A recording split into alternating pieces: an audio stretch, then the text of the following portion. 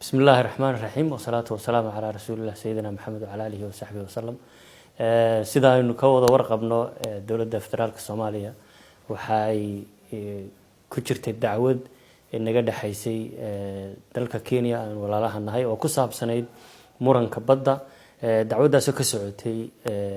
hay'ad maxkamadda cadaaladda adduunka watii dhawaan aan u tagnay aniga iyo wafdi aan hogaaminaya in aanu horgeyno garnaqsi maxkamadda cadaaladda adduunka ku saabsan in aanu diyaar u nahay in dacwadda la dhageysto 4 November dalka Kenya wafdi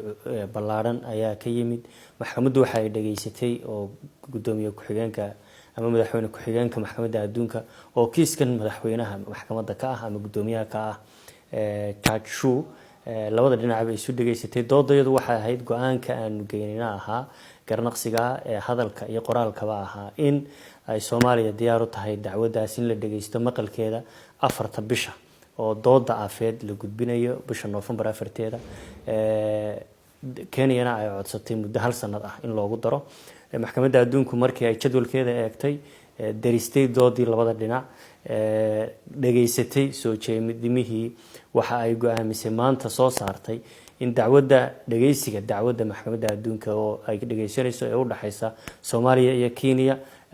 ay u fadhiisato ay maqasho 8 ilaa 12 bisha June sanadka 2020 muddo kordhintaasi waa kama dambays maxkamadduna qaraar waxa ay ku soo saartay in aan mar dambe la kordhinahaynin hal maalin lagu darahayn dhinacyaduna ay u soo diyaar garoobaan in doodooda afeed ay keenaan 8 soo jeediyaan 8 ilaa 12 bisha June sanadka 2020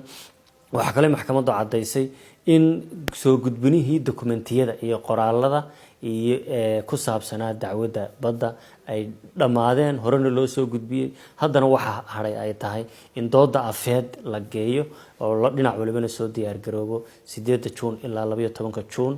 sanadka 2020 anagoo haddaan nahay dawladda federaalka Soomaaliya waxa ahaa mowqifkayga 4 November in aan laga kordhinin hase yeeshee waa u hoggaansameynaa go'aanka maxkamadda cadaaladda adduunka diyaar baanuna u nahay in xaqa iyo xuquuqda iyo dhamaanshaha dhuleed iyo badeed ee dawladda Soomaaliya aan ku medelno dawladda Soomaaliyana hal inch ay ka tanaasulahaynin dacwadeedana aan gudbinayno